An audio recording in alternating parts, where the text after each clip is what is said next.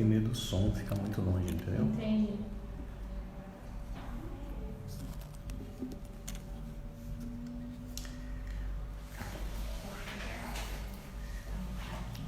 Boa tarde, pessoal. Nós estamos tentando a conexão com o Gustavo. Acabei de falar com ele. Vamos ver se agora vai dar certo.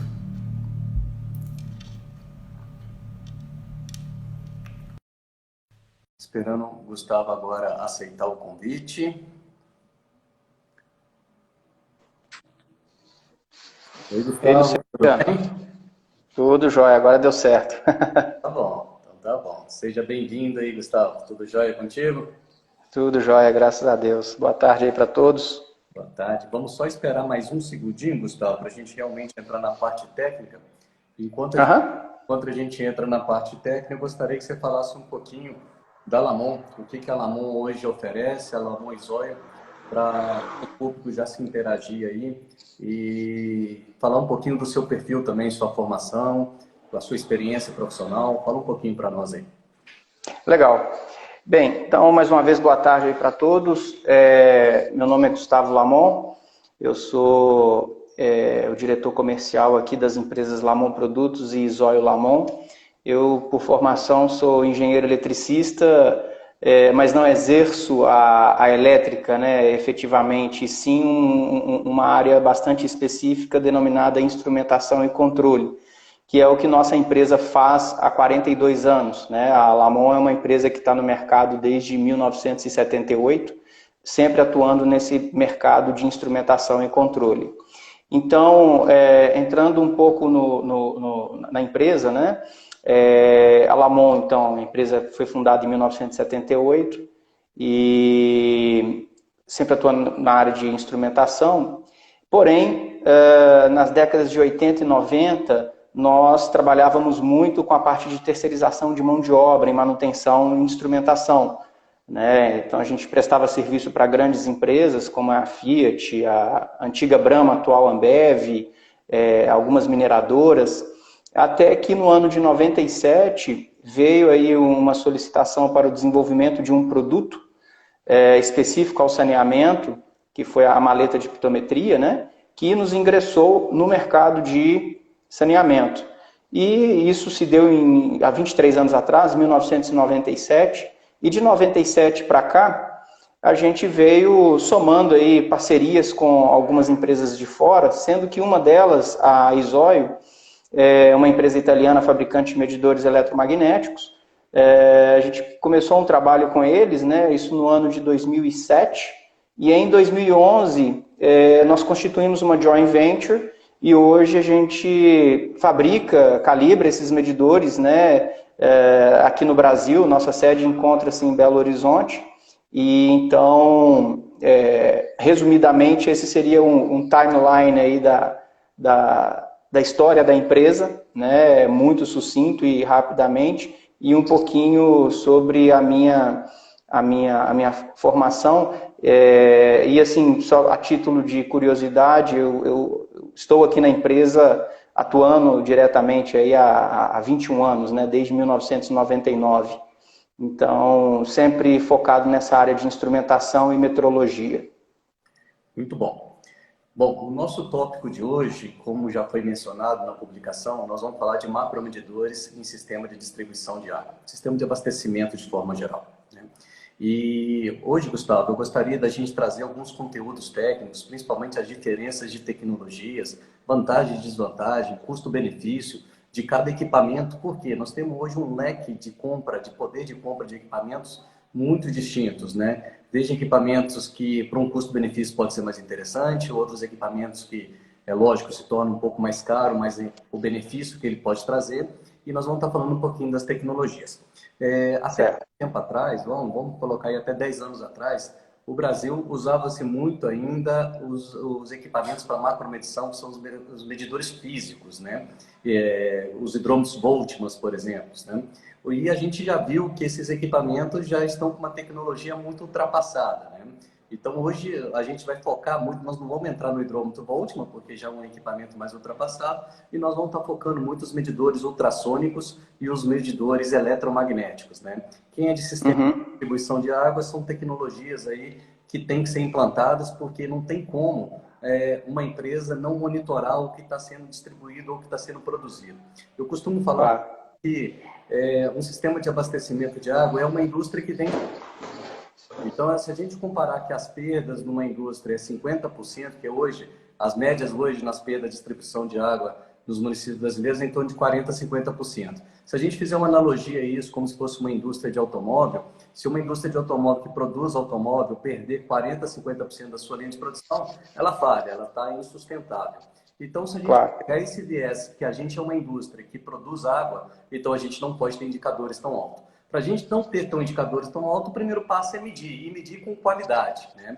Ou seja, com certeza. Confiança no que eu estou medindo, que é aquilo que é a minha produção. Então, é o primeiro passo que a gente vai entrar aqui, a importância de se instalar macromedidores de vazão.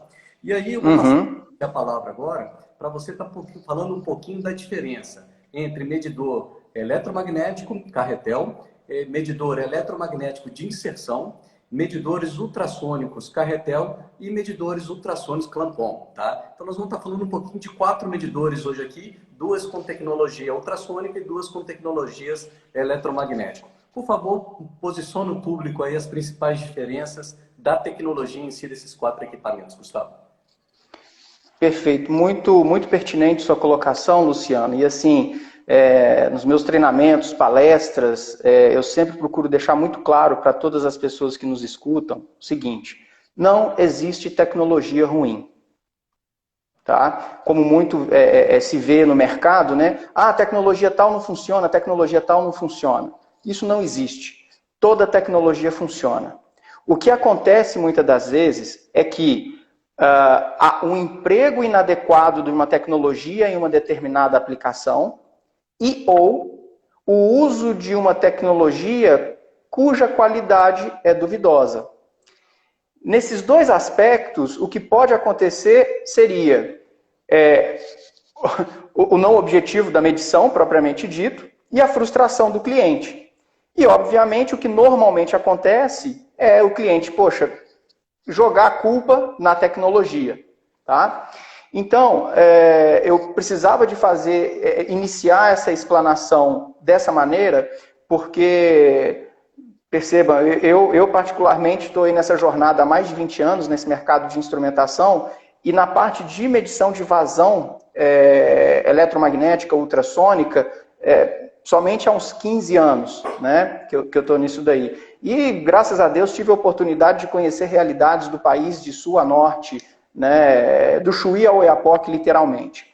Então, vamos lá para a essência da pergunta. Qual hoje seria o grande benefício, ou as grandes vantagens e desvantagens de cada uma dessas tecnologias? Bem, dito que todas elas funcionam, né, e excluindo aí a tecnologia Voltman, né, que não é o caso, que também funciona, tem o seu mercado, tem o seu papel, mas é a mesma coisa de falar assim das pessoas que são amantes do Fusquinha, né? O Fusquinha foi a época dele, né? Hoje, poxa, o carro mais econômico que você tem no mercado, se a gente for pegar um Fiat Mobi, dá de 1.000 no Fusca, né?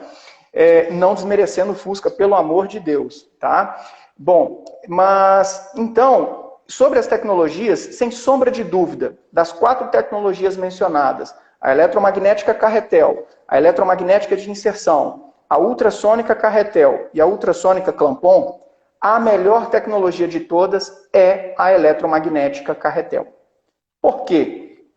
Porque o medidor eletromagnético carretel, ele te propicia uma melhor exatidão dessa medida, uma maior estabilidade dessa medição, confiabilidade, são apenas elogios para o uso dessa tecnologia, né? Hoje a gente vê muito mercado utilizando a tecnologia ultrassônica carretel no lugar dos eletromagnéticos, não é nem por uma questão técnica, é porque o brasileiro ele é muito imediatista e muito sensível a preço. E muitas das vezes eu percebo que as empresas começam a utilizar uma tecnologia só porque ela é mais barata, né?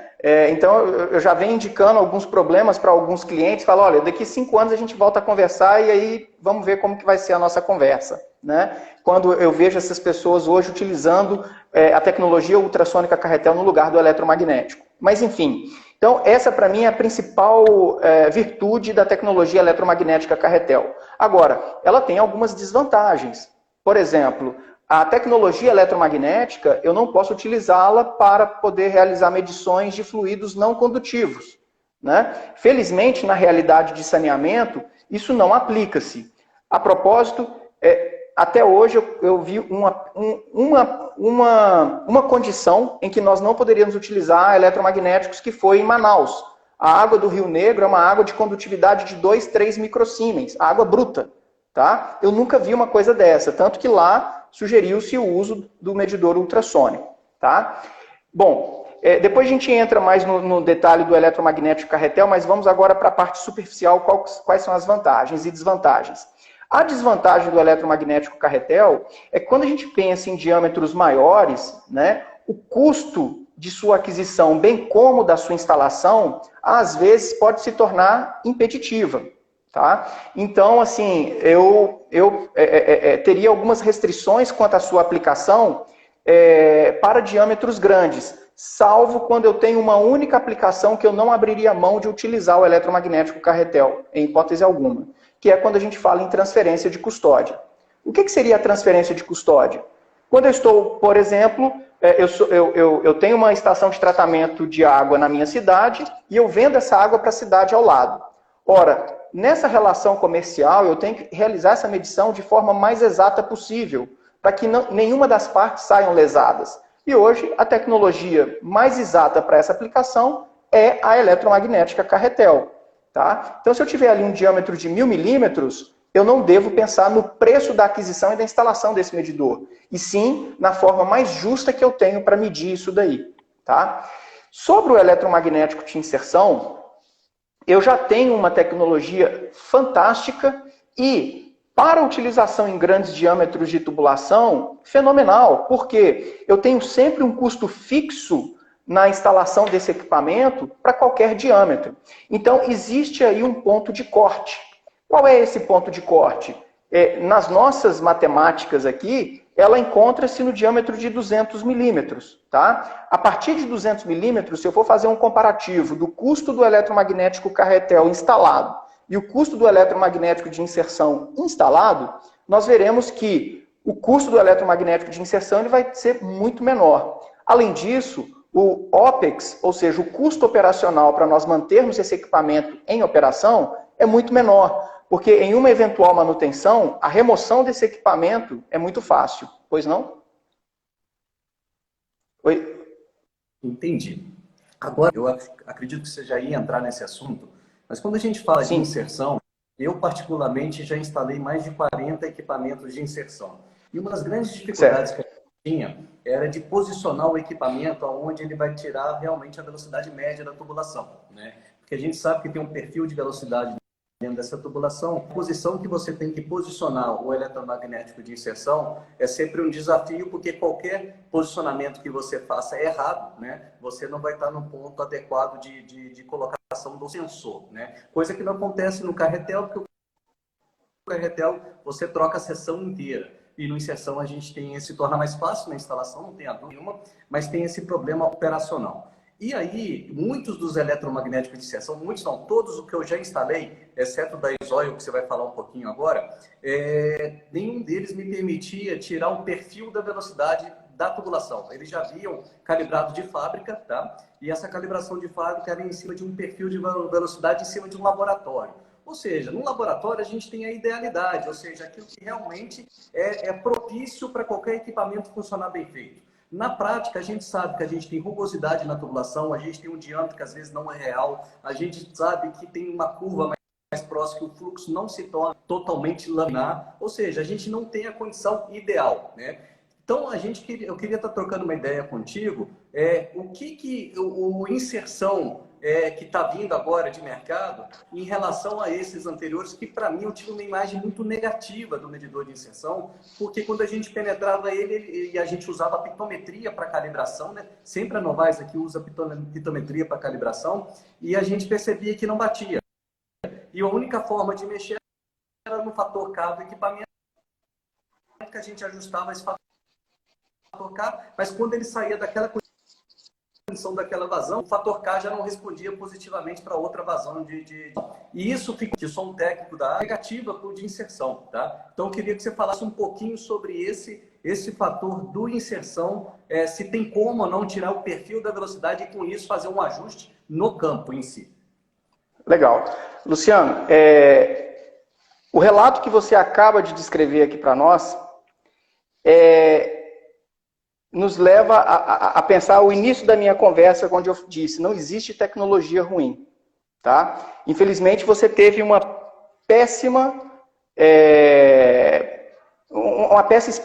experiência, tá? Com medidores que não sei quais que você utilizaram, e nem é o caso aqui para a gente poder abordar. Mas provavelmente você utilizou equipamentos que eu, na minha classificação, classifico como chaves de fluxo. Tá? Porque um medidor eletromagnético de inserção, eu digo que é o seguinte, quem conhece de eletromagnético carretel e quem conhece de pitometria, vai conhecer o eletromagnético de inserção. No ano de 2010, eu escrevi um artigo sobre isso, que a propósito foi o meu melhor vendedor de medidor. Porque eu estava num cliente, eu vi o pessoal lá pé da vida com o medidor chave de fluxo, né, como eu classifico, ou pseudo-medidor. E aí eu resolvi, assim, não adianta muitas das vezes nós falarmos, nós sempre somos suspeitos, visto que nós somos fornecedores, para falar sobre uma tecnologia a qual você fornece, né? Então eu resolvi escrever um artigo explicando isso daí. Mas, em síntese, o que acontece com o eletromagnético de inserção? Toda a teoria de funcionamento do eletromagnético carretel é verdade para o eletromagnético de inserção. Porém, eu tenho que inserir três fatores no eletromagnético de inserção. E quais são esses fatores? Eu tenho que informar para o equipamento o diâmetro real da tubulação. Esse diâmetro real, na pitometria, eu faço com calibre. Essa mesma informação do calibre é a que eu vou passar para o medidor de inserção.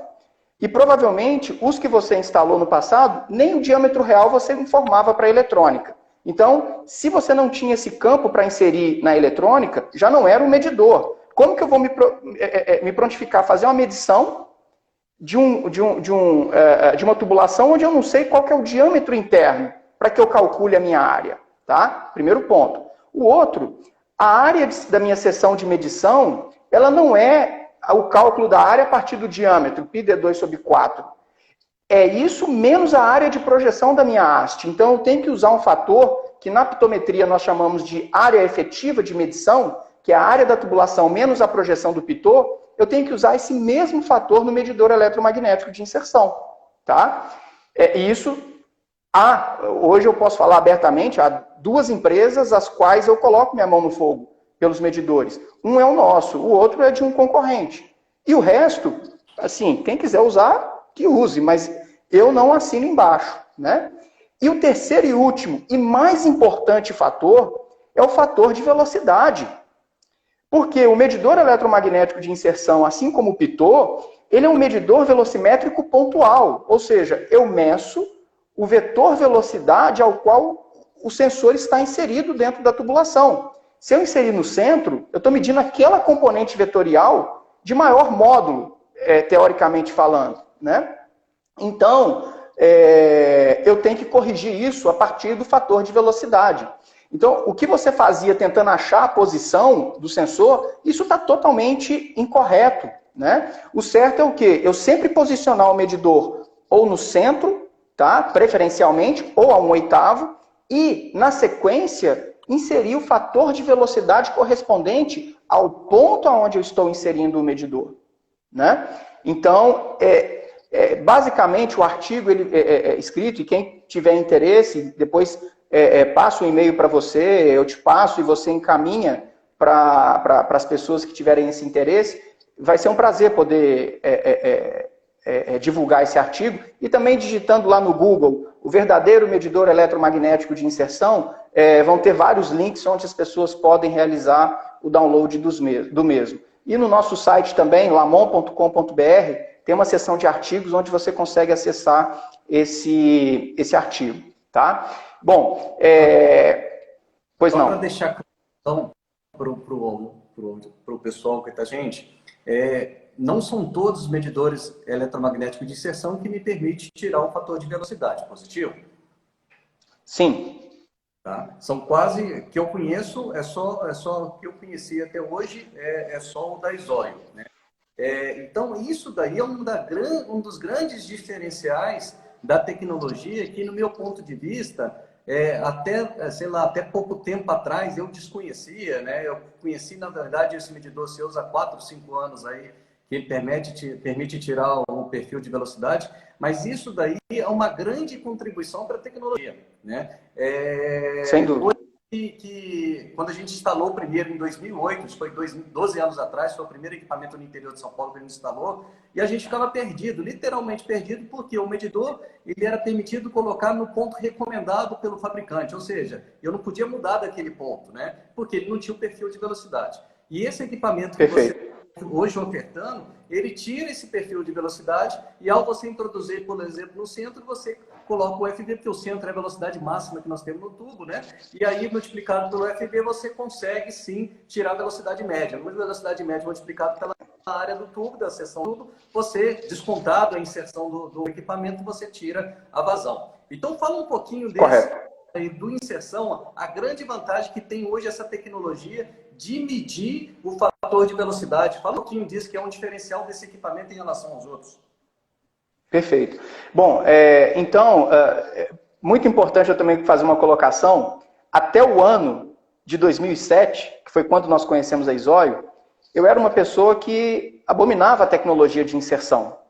Porque até aquele presente momento eu não tinha encontrado um equipamento que fizesse o que hoje esses medidores fazem, certo? Então, eu era um descrente da tecnologia, ok? Porque eu sou São Tomé. Até o dia que eu vi o princípio de funcionamento do equipamento e todo o conceito por trás, e felizmente, nós aqui da Lamon, né, já atuando na área de pitometria há anos, né, a gente desenvolveu os equipamentos aí em 1997, quando eu consegui ver o que a Izóio fazia, eu então percebi que o medidor era diferenciado, né? E como você bem disse, a grande diferença é o fato de nós termos um campo específico na nossa eletrônica, onde eu informo esse fator de velocidade, caso esse fator já seja conhecido do ponto, ok? Seja levantado pela pitometria, inclusive. Agora, se eu não tiver esse fator de velocidade e eu não tiver uma equipe de pitometria para fazer esse levantamento por mim, eu posso perfeitamente realizá-la com o próprio medidor. No medidor eu tenho como é que fala? A informação da velocidade que eu estou medindo. Então eu vou posicionar minha haste em pontos específicos dentro da tubulação, eu tomaria nota desses valores, né?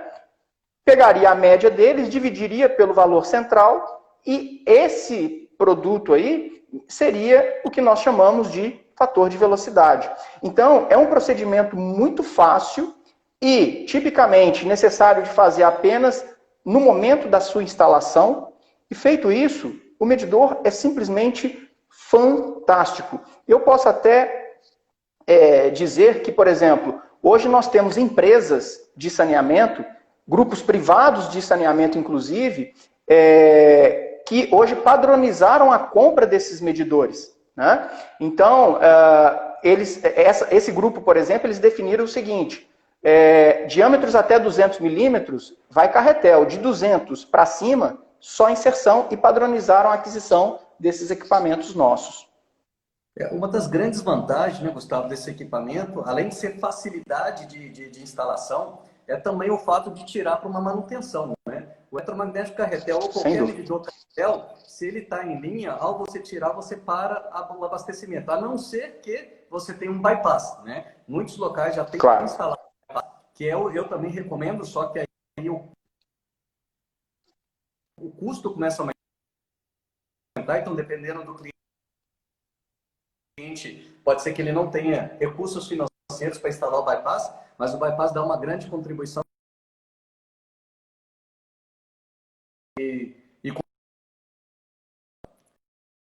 O seu vídeo travou,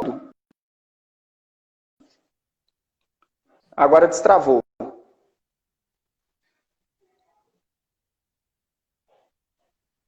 Oi. Está me ouvindo agora? Então vamos lá. Então, a internet. Não, agora está.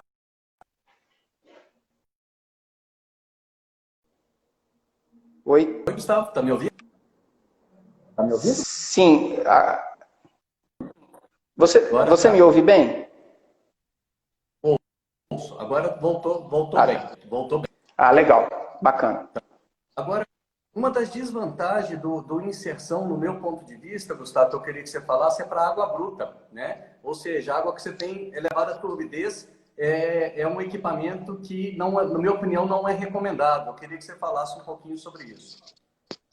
Perfeito. Olha, eu já vi empresas instalando eletromagnéticos de inserção, não o nosso, porque nós proibimos com veemência, instalando-os em esgoto. Tá? Eu já vi eletromagnético de inserção instalado em tubo para medir esgoto. Agora, sinceramente, eu não sei que medição era essa. Tá? Qual que é o grande problema? Diferentemente do eletromagnético carretel, o eletromagnético de inserção, os eletrodos eles são muito próximos um do outro.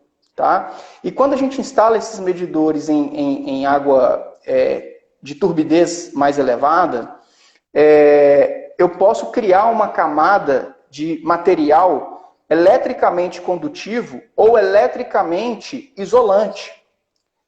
Dessa forma, eu vou sempre diminuir o sinal que chegaria até a minha eletrônica. Tá? Então, o que acontece? Mesmo a gente tendo um recurso denominado sistema de autolimpeza dos eletrodos, que funciona brilhantemente no eletromagnético carretel, infelizmente no eletromagnético de inserção, ele não tem uma eficiência tão boa como é no caso do eletromagnético carretel. Tá? Então, nessas circunstâncias, nós preferimos dizer para o cliente, não utilize o eletromagnético de inserção. E para essas aplicações, a gente então recomenda quem? O medidor ultrassônico Clampon, que é uma excelente ferramenta para se realizar medições não apenas de água tratada, mas água bruta e também esgoto. Tá? Um grande vilão, um grande desafio para companhias de saneamento e também em virtude, parece até coincidência, mas ontem e hoje eu estou negociando aqui com um cliente, onde na semana que vem a gente vai fazer uma demonstração do ultrassônico para medir esgoto num diâmetro de 900 milímetros, com a tecnologia tempo de trânsito. Eles não estão acreditando que é capaz de se realizar essa medição. Mas hoje a tecnologia que nós utilizamos, nós conseguimos medir polpa de minério com concentração de 40% de sólidos. Eu desconheço um esgoto que chega a essa concentração. Né?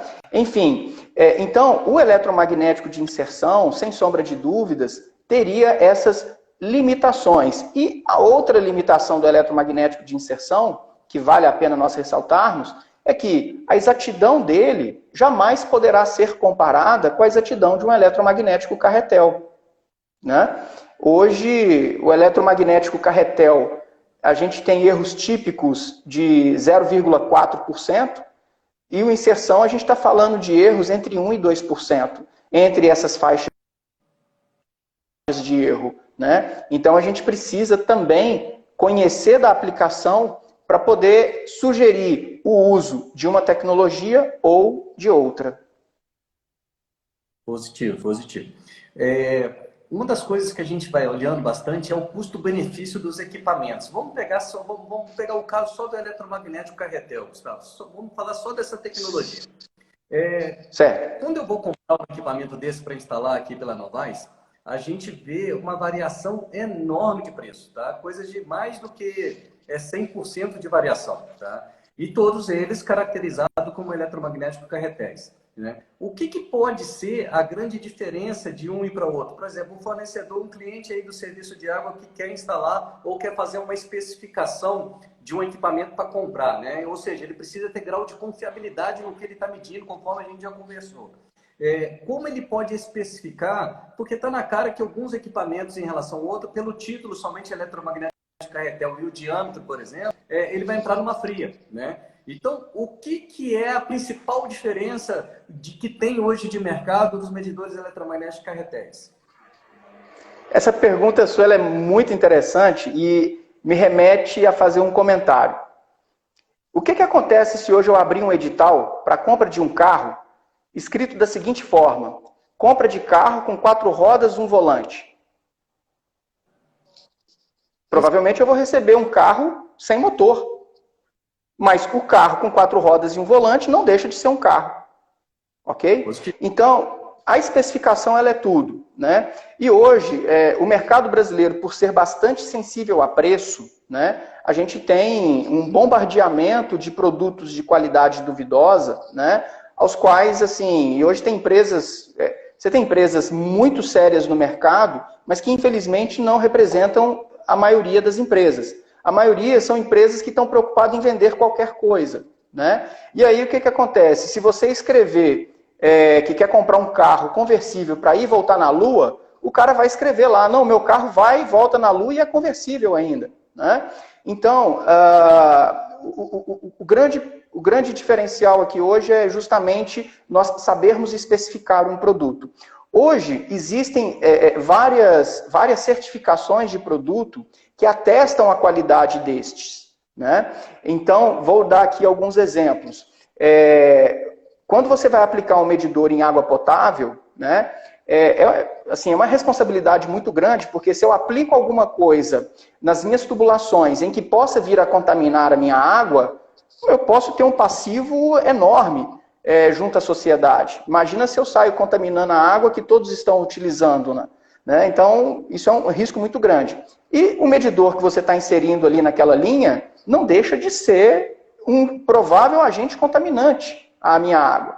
Então, existe, por exemplo, hoje certificações como a NSF, a WRAS, que atesta que os materiais utilizados naquela parte interna do medidor que fará contato com esse fluido seja totalmente compatível com o fluido água potável. Tá? Uma outra certificação muito importante também é a certificação da ISO, eu esqueci o número agora dela, mas é da ISO, putz, me fugiu o nome aqui agora, mas medidores que são certificados pela MID e pela OIML, essas certificações, elas atestam a qualidade do produto, e a MID, a propósito, ela tem 2 módulos, o módulo que certifica o produto e o módulo que certifica a linha de produção do fabricante.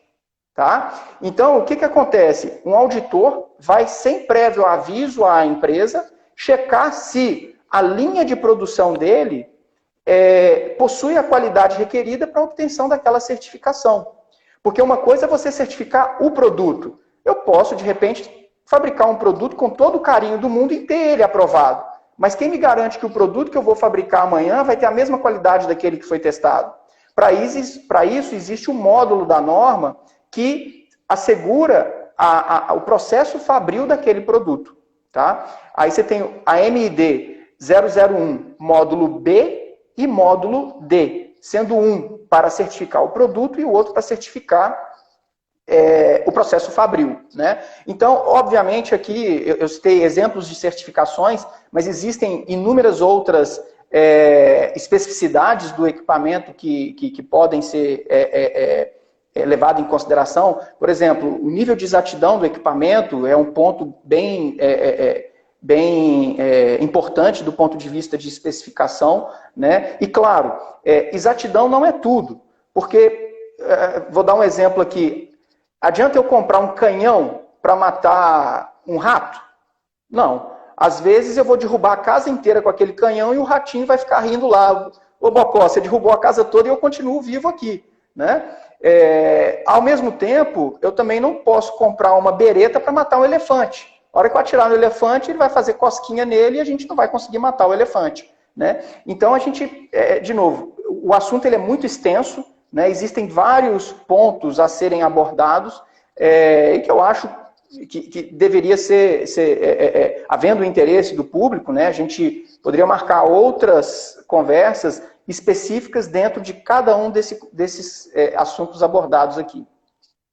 Beleza. Uma das coisas que você tocou no assunto, que a gente fala muito de custo-benefício, né? O que você falou, comprar um canhão para matar uma formiguinha. E às vezes, por exemplo, o sistema de abastecimento de água tem um poço pequeno que esse poço bombeia está do lado de um reservatório e que ele não vai ter uma variação significativa de vazão. Provavelmente ele vai trabalhar na mesma vazão do poço. Ou seja, o liga e desliga. Ele não tem um inversor de frequência, não tem nada que modula a rotação do conjunto motor-bola. Ou seja, se ele vai trabalhar com a vazão, vamos hipoteticamente 5 litros por segundo aqui de bombeamento. Tá? Ter uma precisão de um equipamento, desde que a gente dimensione ele, que uma das coisas que a gente vai falar um pouquinho depois, é que uma das coisas que é para dimensionar equipamento macromedidor é a velocidade. Muita gente entra desse pelo diâmetro do tubo. Então, por exemplo, ele vê um diâmetro do tubo de 300 milímetros, ele vai lá e compra um medidor de 300 milímetros e coloca.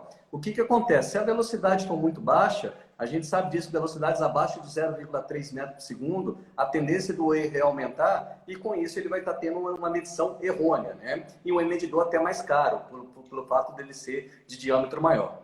Então, é importantíssimo que o público, antes de colocar qualquer medidor de vazão, ele dimensione e estime a vazão que vai ser do abastecimento, né? E se ele não tiver como, o ideal mesmo é colocar um pitot, né? Ou um clampon, por exemplo, que ele permita saber o perfil de variação. Então, se nós estamos falando de sistema de distribuição de água, a gente sabe que de madrugada a vazão tem que ser muito menor do que a vazão do pico durante o dia, porque depende do consumo, né? Então, essa variação de vazão, isso aonde é sistema de distribuição que eu tenho uma variação de vazão significativa, o recomendado é sim esses equipamentos que têm a melhor precisão. Que a gente fala desses equipamentos que, inclusive, há necessidade de todas as certificações, não tenha dúvida nenhuma. Eu acho que certificação precisa em qualquer tipo de equipamento, né? A gente não pode comprar nenhum equipamento que não tenha certificação.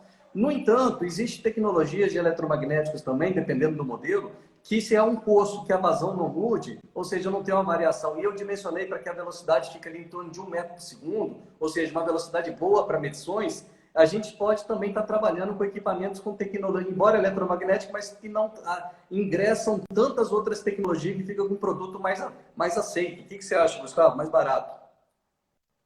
Olha, Luciano, eu sempre digo para as pessoas que eu converso o seguinte: antes da gente entrar em qualquer especificidade de equipamento, e ninguém melhor do que o próprio cliente para responder a essas duas perguntas, tá? A gente deve sempre pensar nelas. E quais são essas duas perguntas? Número 1, qual é o capital disponível que eu tenho para investir no equipamento? E qual é o erro permitido no meu processo? Esse é o ponto de partida, né? Porque, por exemplo, para essa aplicação que você acaba de relatar, às vezes, 1 Voltman resolveria o problema do cliente e não haveria necessidade dele fazer um investimento num eletromagnético que pode chegar a 10, 15 vezes mais caro do que 1 Voltman, né? Então, eu penso no seguinte: primeiro, o cliente, o ponto de partida dele deve ser quantos reais eu tenho no meu bolso para poder investir e qual é o erro permitido no meu processo. Okay? A partir daí, definir, então, a tecnologia a ser utilizada. Tá? Então, assim, para essa aplicação sua em específico, se esse poço, por exemplo, for um poço que eu perfurei, eu sou uma concessionária de água, então eu tenho um cliente que ele consome dia e noite 5 litros por segundo de água. Okay? Então, eu furei esse poço, fiz todo o investimento naquela perfuração daquele poço e estou vendendo 100% daquela água para aquele cliente. Ora, eu não pensaria 2 vezes antes de utilizar um medidor eletromagnético carretel. Por outro lado, se eu perfurei esse poço e eu estou aduzindo essa água para um reservatório que posteriormente será distribuído numa cidade ou num DMC ou no que seja, talvez se eu realizar essa medição com 2, 3, 4% de erro, seja satisfatório para mim. Eu não tenho condições de ter essa resposta para o cliente. Então, por mais que a aplicação seja a mesma nesses 2 cenários que eu tracei, você perceba, eu tenho 2 objetivos distintos. Então, eu seria imprudente aqui de falar, faz isso ou faz aquilo, antes de conhecer o contexto total dessa aplicação. Tá? Porque eu poderia utilizar um ultrassônico, poderia usar um eletromagnético de inserção, um carretel. O contexto ele teria que ser mais conhecido. Tá? Agora, no fato de você ter uma velocidade constante, eu não tenho dúvidas que isso é muito fácil para qualquer medidor medir. Outro ponto que eu bato na tecla para os clientes é o seguinte. Uma vez eu fiz uma pergunta, eu estava fazendo uma reunião num cliente, e nesse cliente eu tinha ali pessoas com um pouco mais de conhecimento, outras menos, e eu fiz uma pergunta maldosa. Eu fiz a seguinte pergunta para esses clientes. O que você entende por um medidor bom? Ele falou, o medidor bom é aquele que tem baixa incerteza, é um medidor que tem a exatidão. Eu fui bastante audacioso a falar para ele, você me desculpa, mas essas respostas não são pertinentes. Porque um bom instrumento de medição é aquele que te propicia uma boa linearidade e uma boa repetitividade. Se você tem um instrumento que ele te propicia uma boa linearidade, você com certeza vai ter um medidor exato em qualquer condição a qual ele for submetido. E se você tem um medidor de baixa repetitividade, ele por si só já agregaria uma incerteza muito baixa no meu resultado final de uma calibração. Porque muita gente tem um conceito muito errado sobre incerteza de medição, né? Que acha que isso é a salvação da lavoura. Eu posso ter o mesmo produto com uma incerteza de 10% ou o mesmo produto com uma incerteza de 1%. Se eu levar o meu equipamento para calibrar no laboratório X, cuja incerteza, a CMC, que é a melhor capacidade de medição daquele laboratório, for de 10%, eu já vou estar automaticamente agregando 10% de incerteza no meu equipamento. Então, como que um fabricante pode previamente estipular qual que é a incerteza desse equipamento? Isso não existe. Isso inexiste, né? Então, as premissas para que o equipamento possam te propiciar essas duas qualidades, virtudes, digamos assim, elas são linearidade e repetitividade. Positivo. Ou seja, de acordo com cada uso, você tem um custo-benefício, né? Mas muito bem com colocado. certeza. O que eu vou te provocar agora, pela sua formação também como engenheiro eletricista, a gente acompanhando vários sistemas de distribuição de água, a gente percebe uma falha que existe no processo de instalação dos equipamentos, que é o aterramento, né? Então, assim, tanto a bateria quanto o energizado, eu queria que você falasse a importância do aterramento para que o cliente, ao instalar esse equipamento, muitas vezes não se dá essa importância que se tem e quais são os problemas que pode ocasionar no processo de medição se não for feito o aterramento de forma adequada. Legal. Luciano, você está fazendo perguntas bastante pertinentes, perguntas que eu gosto muito e perguntas que elas são até muito extensas para serem respondidas, e eu vou tentar abreviar ao máximo aqui a resposta, porque o intuito aqui não é nós darmos um treinamento. Para vocês terem uma ideia, o aterramento é um assunto tão extenso, que se você quiser fazer uma especialização, são 2 anos de especialização sobre o assunto aterramento. Então, a gente percebe que não é um assunto tão simples assim. Mas, simplificando toda essa complexidade, é o seguinte: o aterramento não é medidor eletromagnético. Qualquer dispositivo eletrônico que seja instalado requer um aterramento. Porque o aterramento é o melhor protetor de surto para componentes eletrônicos que fazem parte daquele dispositivo. Okay? Então, para o medidor eletromagnético, ele tem 2 funções. Uma, essa proteção, ok? E a outra é funcional. Porque muitas das vezes o eletromagnético é instalado em locais onde nós temos inúmeras fontes de ruídos. Por exemplo, uma das piores aplicações que há é quando eu instalo um eletromagnético próximo a uma casa de bombas, né? E essas bombas são controladas por inversores de frequências. Esses inversores, eles geram harmônicos que são muito prejudiciais para a medição do medidor. E a única forma que eu tenho de escoar esses ruídos ou harmônicos gerados aí pela minha rede é através de um bom aterramento, tá?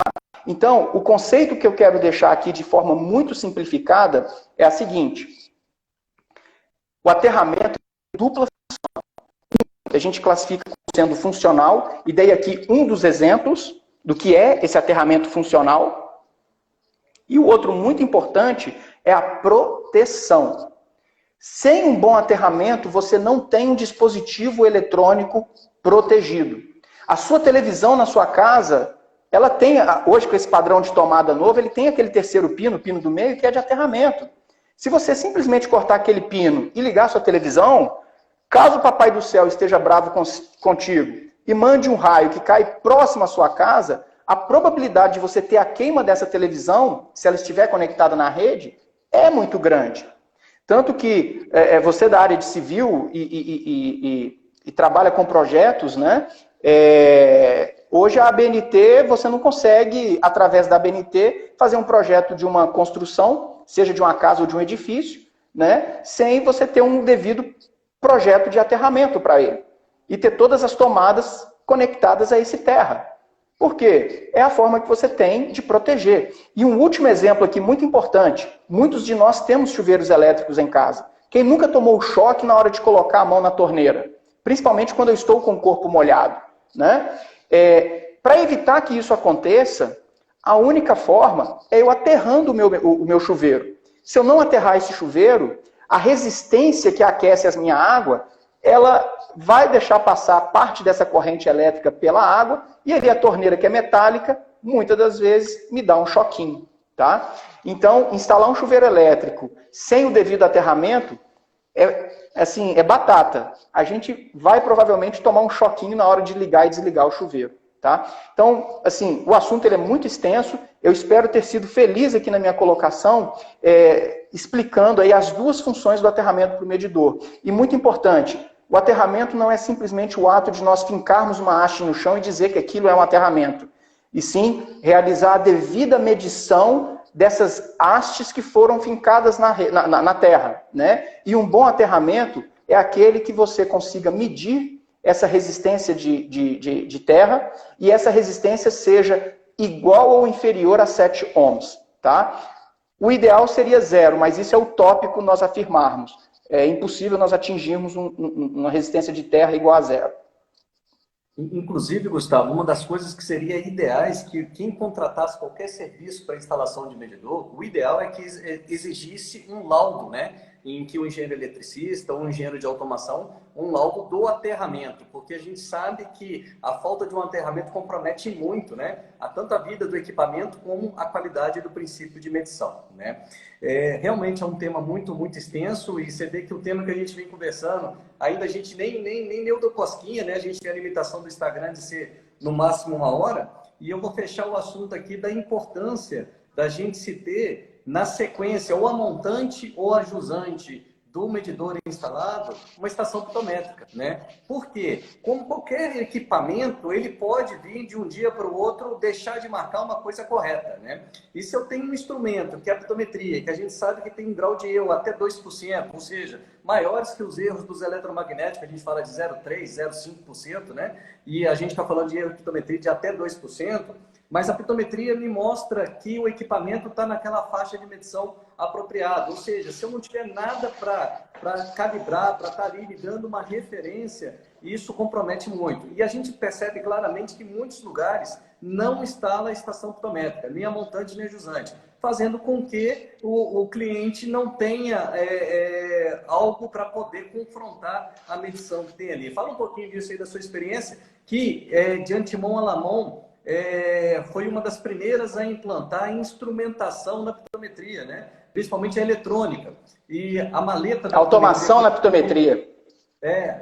A gente chama de maleta, é uma judiação chamar de maleta, né? Vocês precisam criar um nome mais bonito para isso daí, para pegar, porque maleta é judiação. Mas a maletinha amarela aqui, nós temos 3 maletinhas amarelas na Novais, e ela nos ajuda muito, porque antigamente o princípio, é um princípio físico, mas não envolvia nada da parte eletrônica, e a gente tinha que usar os fluxos, os líquidos manométricos, né? Então isso tudo dificultava muito. Quando veio a maleta, não tenha dúvida que foi uma grande contribuição. Fala um pouquinho da importância para a gente de ter uma estação pitométrica ou uma montante ou jusante do equipamento.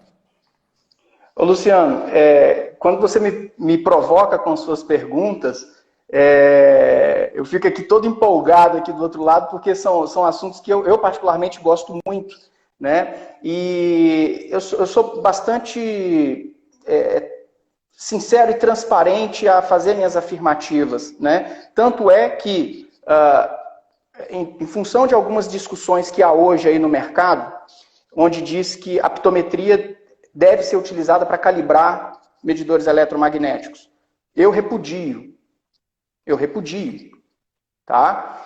Porque como que eu posso calibrar um medidor eletromagnético cujo erro é de 0,5%, típico, com um dispositivo cujo erro está girando entre 1% e 2%?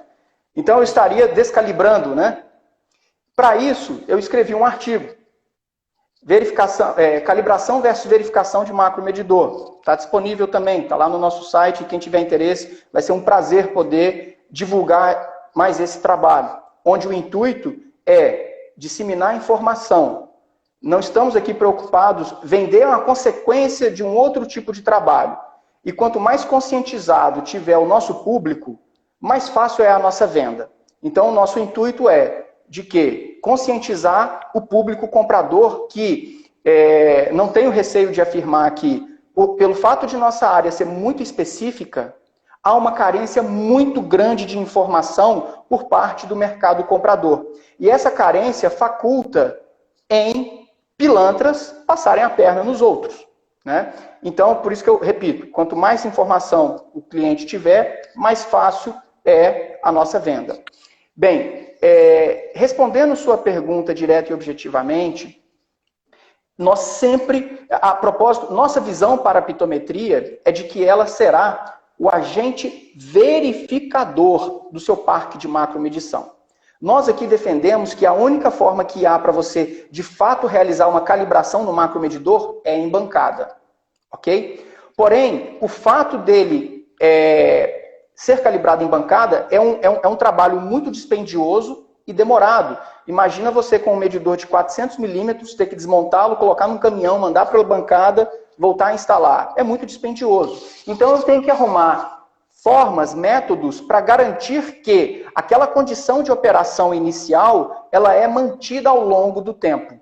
E uma das formas que nós temos para garantir essa boa performance em campo é a partir da pitometria. E hoje eu posso falar aqui abertamente, eu me orgulho muito de poder ter contribuído com a equipe da Cezan, no Espírito Santo, onde em 2008 e 2009 nós sempre insistimos nesse tópico com eles, e hoje a Cezan tem uma das melhores equipes de pitometria do Brasil, em que eles efetivamente fazem o quê? Comprei um macromedidor novo, instalei, a primeira coisa que eles fazem é fazer uma pitometria desse macromedidor e guardar esse resultado.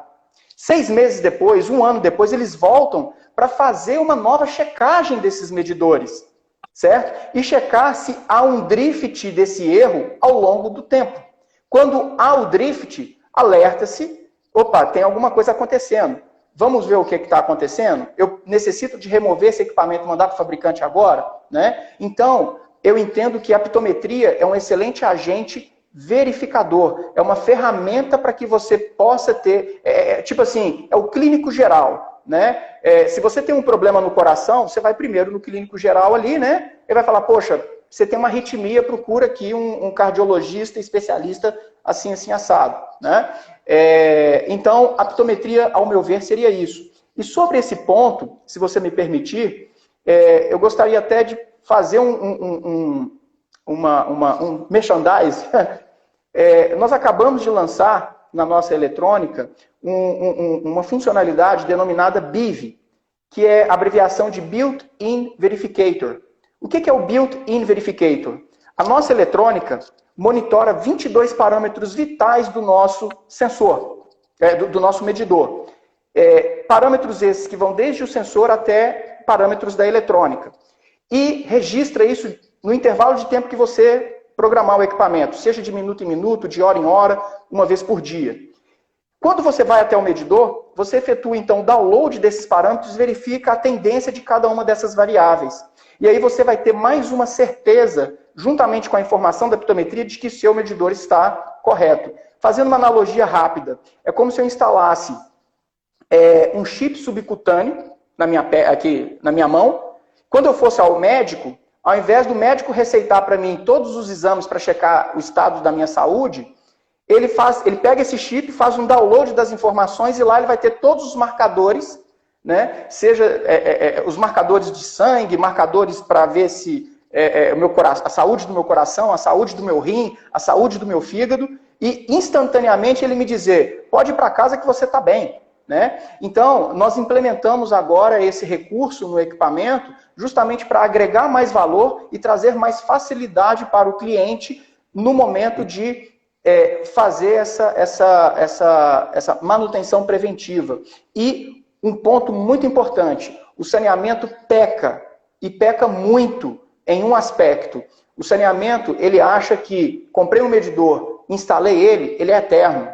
Gente, não existe, por melhor que seja o instrumento, uma eternidade do uso desses medidores, visto que esses medidores, eles precisam, se nós, seres humanos, precisamos de uma checagem periódica, haja vista, e nós somos cria de Deus, né? um ser quase perfeito, nossas crias, elas vão ser perfeitas? Jamais. Então, assim, eles precisam de ser checados.